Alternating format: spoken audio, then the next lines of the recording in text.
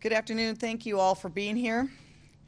In a moment, the chiefs and I will provide an update on yesterday's demonstrations and conversations and actions we've taken as a city. First, though, as long as we have these city updates, I want to make sure that we provide time and space to remember why we're here. Last week, Monday, a man named George Floyd was murdered at the hands of 4 police officers. All 4 of them now have rightfully been charged. George Floyd was a son, a father, a partner, a brother, an uncle. He should be alive today. His murder is the latest example of the racism that permeates every institution in our country and reminds us of the work we still must do. Over the last 6 days, thousands across Seattle have come together to raise their voices, share in their anger and grief, and to demand justice. I am thankful to those demonstrators for sharing their voices, even in the midst of a pandemic, to demand more from people in positions of power, including me. Yesterday, thousands gathered, marched, and protested until the early morning hours. I am grateful that our city remained peaceful throughout the night. I want to express my deep thanks to protesters and community activists who showed up again and showed again the power of collective action. I'm grateful that there were no injuries and no arrests. That must remain our goal, for we want there to be peace and safety both for those coming together to speak out and for our police department. I have every confidence that can be achieved. Every night, Chief Best has worked with her commanders and officers to adjust their approach, to see what they can do further to de-escalate, like moving barriers further down a hill so there's more room to spread out, and creating more distance between officers and demonstrators, communicating more with the crowd, relying on help from those who are there peacefully to stop someone who might be throwing something at officers. And there was a powerful moment when officers lowered their shield and demonstrators lowered their umbrellas. I also want to thank Chief Best for her tremendous leadership. Last night, she took the time to go herself, to speak with demonstrators on the front line. She sought out Omar Salisbury, a community activist and journalist who's been live streaming the demonstrations. He's the very person who filmed the now known as the Pink Umbrella video, which showed so clearly the escalation of events Monday night. Last night, walking with Chief Best, he filmed for all to see the view from the officer's position, both closer to the barrier and in their new positions further away from the barrier. He also pointed out to the chief something that should help, setting up a sound system so those who are demonstrating can clearly hear police on the lines. As he noted, how can you communicate when people cannot hear you?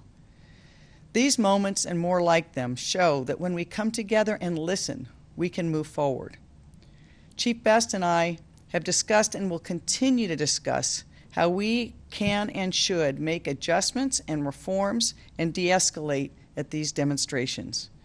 We know we need more dialogue between officers and demonstrators. We need more communication on the front lines. So Chief Best is making some additional adjustments there.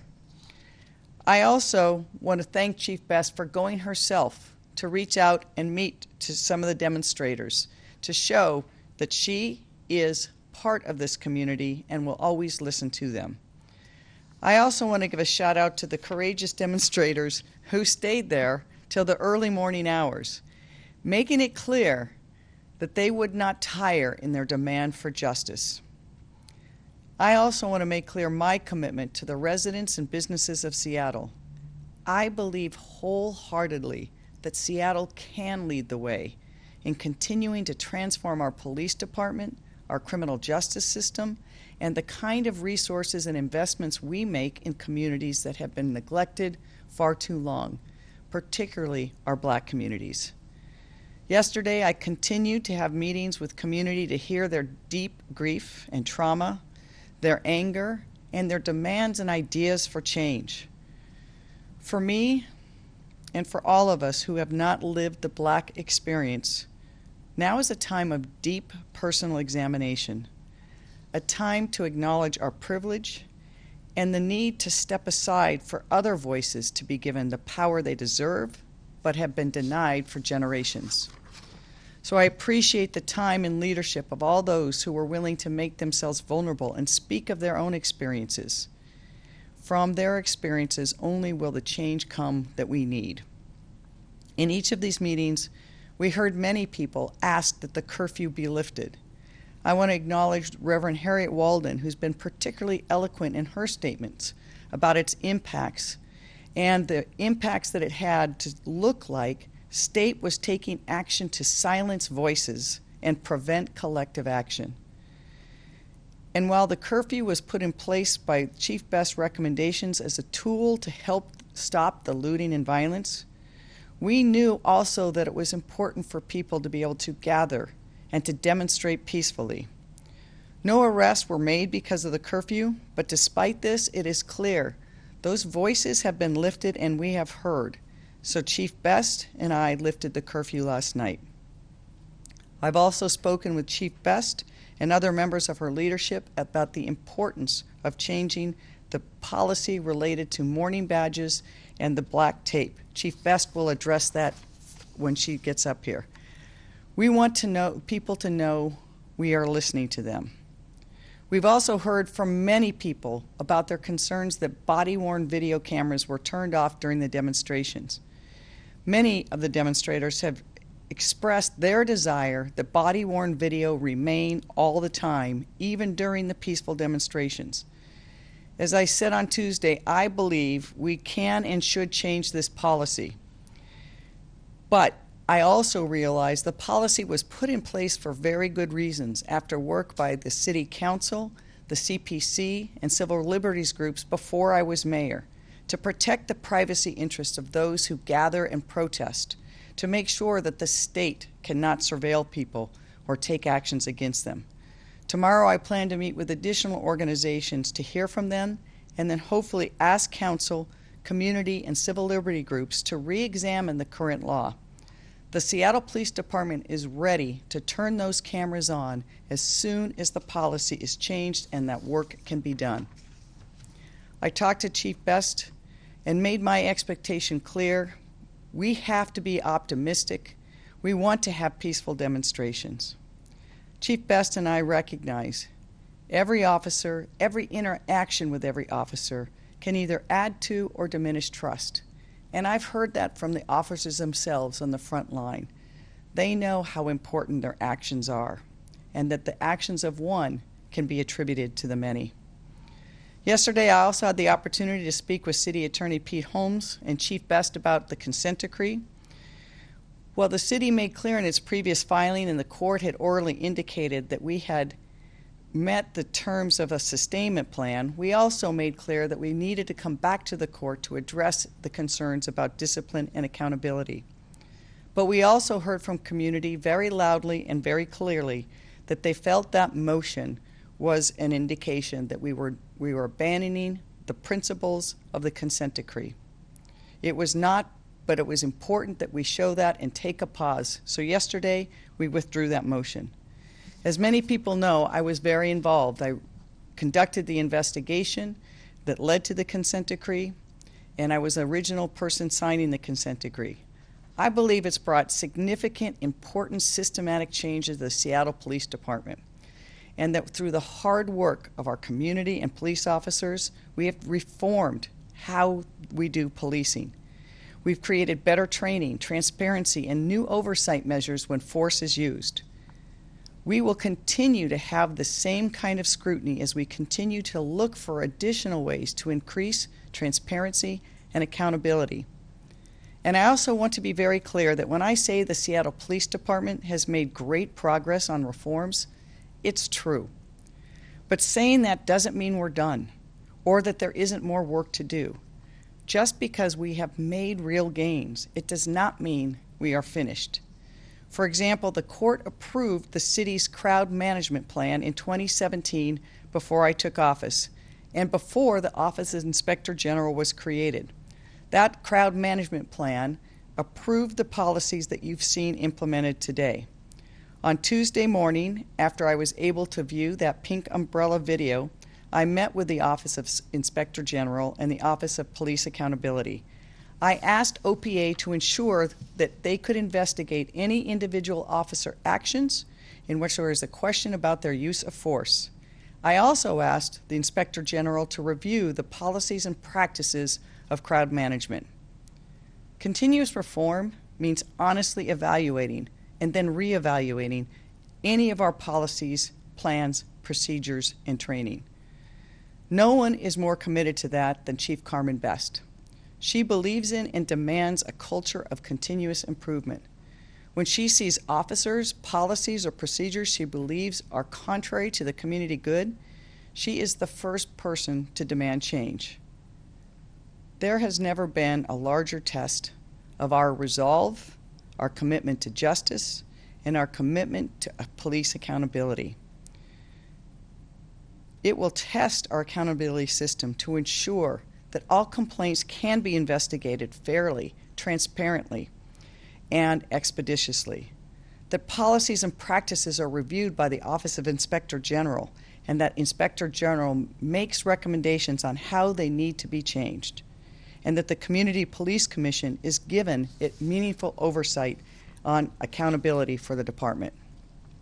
I think both the court and the public should know that the use of force in demonstrations, as well as how the accountability systems work, must always be scrutinized. We must make sure that the public has trust in it.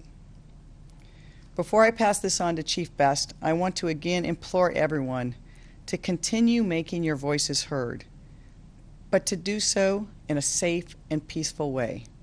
Yesterday we showed how that could be done in the thousands until the early morning of the hour. I've also reiterated, remember, we are still in the midst of a pandemic. In recent weeks, the city has been working on a plan to significantly increase community-wide testing, and Chief Scoggins and I will be sharing more information about that later today together with Public Health Seattle and King County.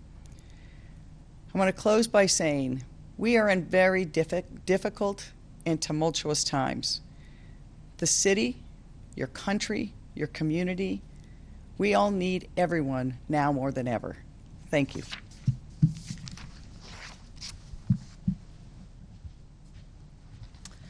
Good afternoon. As we have done every day when we have these press briefings, I want to start out by just taking a moment to pay homage and reverence to George Floyd, who was needlessly murdered at the hands of police officers. That is what triggered this latest set of protests and really brought to light and highlighted the need to have more discussion, more engagement, and more demonstration to get peace and equity for everyone. So I just wanted to start with that. Last night, I'm glad to report that we had peaceful demonstrations. No injuries to officers, no injury to demonstrators, and no arrest. It was a good night in the city in that regard. I had the opportunity, as the mayor said, to walk around, to visit with many members who were demonstrating peacefully in the streets in Capitol Hill, and really it was quite a wonderful sight to see. I also saw one of our sergeants talking to the crowd and just engaging with them along with other officers who went out to the crowd and engaged with them. It really was a chance for people to see that we actually and truly care. We're a police agency, but we're all people. At the end of the day, we're people, and that's what the police agency is made of. And so it was really heartwarming to see. Earlier in the day with the mayor, we met with a number of demonstrators and leadership in the demonstrations, and they asked specifically about the tactics for the evening. And I'm not clairvoyant, but what I could promise them was that we will meet peace with peace. And that is what I saw last night. And again, that is what I hope to see tonight. People able to come together to very energetically express their First Amendment right to free speech, and officers standing by for the safety of the community and themselves, but certainly a way that we could be all in the same area and nobody get injured, nobody get hurt, and everybody, act in a way and in accordance with how these things should work. It was very, very heartwarming. As the mayor said, we're a part of the community and not apart from the community. And I always say, and I mean this sincerely, we are all in this together. So it was very heartwarming to see and to have that interaction last night. As we move forward, we all need to start healing as community members, as demonstrators, as police officers. We received a list of concerns from some of the demonstrators, and we are reviewing each and every single one of them. Today, I talked to the widow of Officer Antonio Terry, who was killed in the line of duty 26 years ago. I knew him personally. I knew his 2 young boys at the time. I'm a friend of his wife. I wanted to chat with her and tell her about some of the changes that were coming forward. And with a heavy heart, I wanted to address some of the mourning bands and the badges.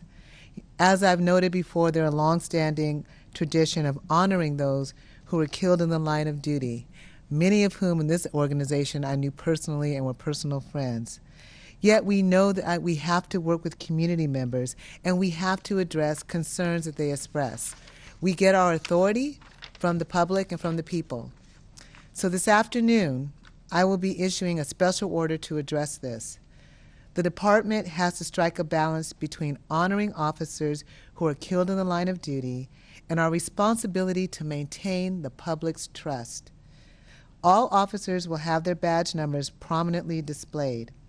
Sergeants and above who currently do not have badge numbers on their badges will be getting a new policy and new badges as we develop long-term solutions to include making sure that numbers are on all department badges. We've heard people, we understand, we want to make sure that we are being transparent and that people don't have the belief that we are in any way trying to hide who we are when we're addressing people in the public. We also still need the ability to address and mourn and pay homage to those who've lost their lives in the line of duty. So we wanted to make sure we made that policy correction on behalf of what we've been hearing. As the mayor mentioned, again, we are working through a whole host of issues. We'll be looking at every single recommendation, every single thing that people have asked us to review. And I will just end by saying we will always meet peace with peace. There's nothing more important than making sure that people get to express their rights and their freedom of speech rights, but also making sure that we protect the public, life safety, incident stabilization, and protection of property. Thank you for that. I will turn it over to my wonderful colleague in public safety, Chief Harold Scoggins.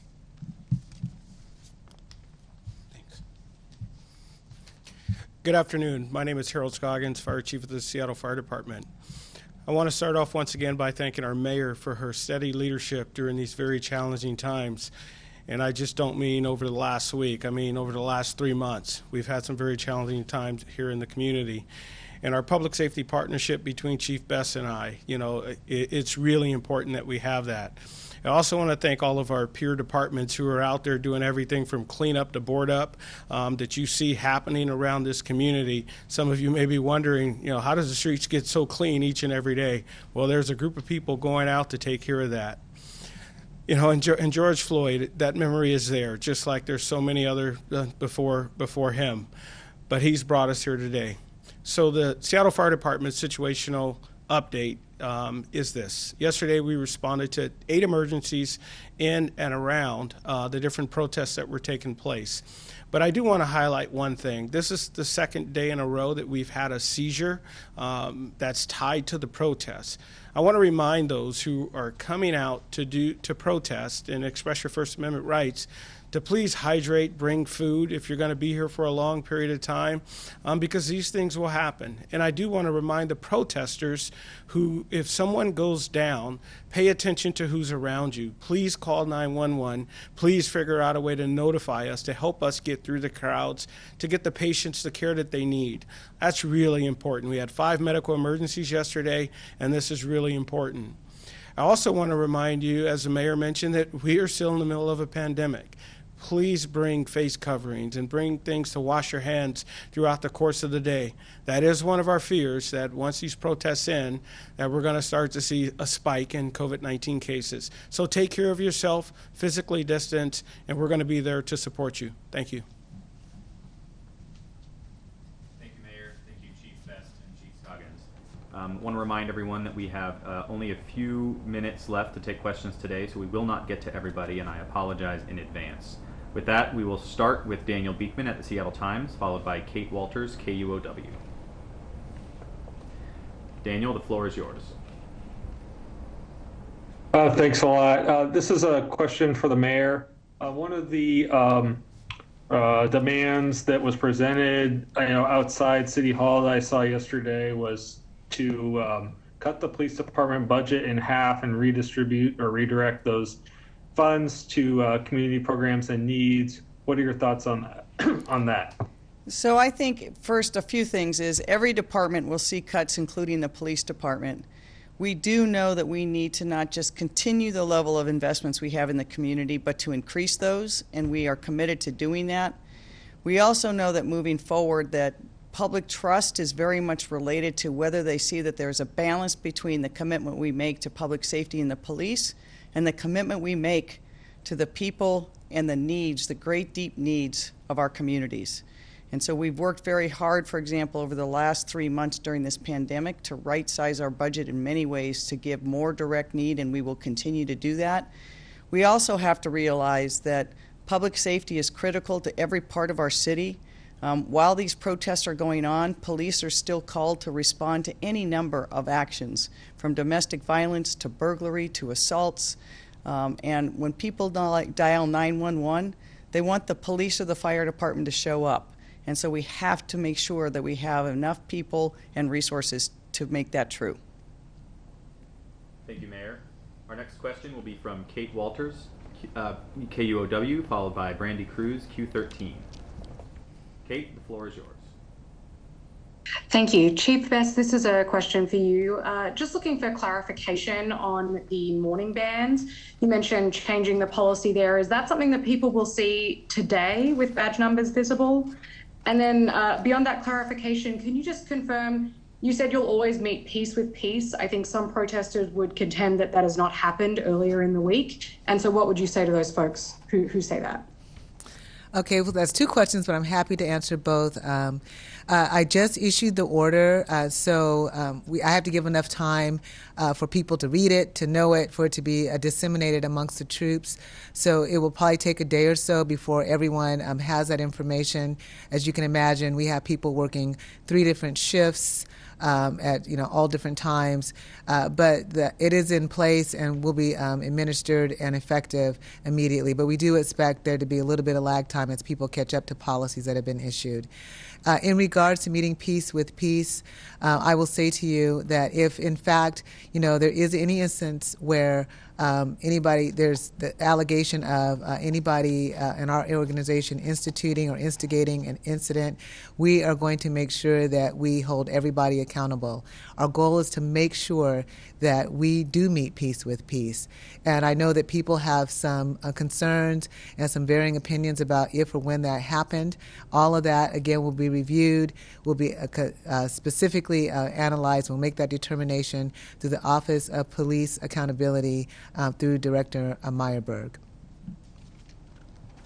Thank you, Chief. Our next question will be from Brandy Cruz, Q13, followed by Carolyn Vick, South Seattle Emerald. Brandy, the floor is yours.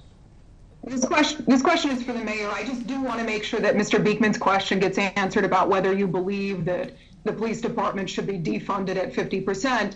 But my question is, not only did folks speak about that outside City Hall, but you also invited several organizers and community activists into City Hall for a meeting, some of whom believe you should defund the police department. So what message do you believe that sends, that private meeting with individuals who believe that? What message do you think it sends to the rank and file members of SPD that you would entertain a conversation like that? I think the rank and file of SPD knows that this is a time when the chief and I have to be meeting with community and have to be hearing voices of every type. I know the chief has talked to a lot of officers about that very thing, and they themselves have expressed that they know the importance of doing that in this time. I think I did answer the question. We will not defund by 50%, but we will make sure that we have a level of commitment to community that we can make an investment that is proportionate to the needs. And that those communities that have been left behind and locked out of the system can see that we as a city have heard the voices and know, as I said yesterday, that true public safety is not just when a police officer shows up to the door. The police are not public safety. True public safety comes from good prenatal care, access to child care and preschool, access to real education and economic opportunities, to health care, and to affordable housing. Those are the things that people need, and if we have those things in community, we'll all be safer. Thank you, Mayor. And our next and final question this afternoon, will be from Carolyn Bick, South Seattle Emerald. Carolyn, the floor is yours. Hi, yes, Mayor, thank you. Given the 14,000 complaints pending with OPA and your own city attorney's decision to withdraw the consent decrees waiver, as well as his publicly expressed concerns with regards to accountability, are you considering reapplying for the waiver within the next few weeks or months? And exactly what kinds of police transparency and accountability measures are you looking into, and what are the timelines for those? So those are great questions. So I think I talked to the chief and I talked to City Attorney Holmes starting last Thursday. The chief and I were discussing the consent decree and how to move forward. I think we have to have deep community engagement to talk about a range of reforms. Some of those will require court oversight, but others require us to trust in and make sure that the Office of Police Accountability and the Office of Inspector General have the resources they need and can show that they can withstand this kind of test. The OIG is a new office. When I met with them on Tuesday, both OPA and OIG, I told them and assured them that they would have the resources from the city and the budget they needed to get through all complaints and do whatever reviews they need to do to hold officers accountable, to clear cases, but to make recommendations on the policies, procedures, and implementation of all of the activities during these demonstrations, but particularly the crowd management control. So I think it's going to be a very important test that the system that has stood up with great community input, and after 10 years of the consent decree, we have to show that it can work. And one of the things in showing it can work is to make sure they have the resources they need to process the complaints they receive and the concerns that citizens and residents and businesses express. Thank you, Mayor. Thank you, Chief Best and Chief Scoggins. This will conclude our Q&A portion of today's presser, and I would like to remind everyone on the call that there will be a 5:15 presser this afternoon, and we will preserve the queue for them. I want to thank everyone for being here, and I'll see some of you later this afternoon. Thank you.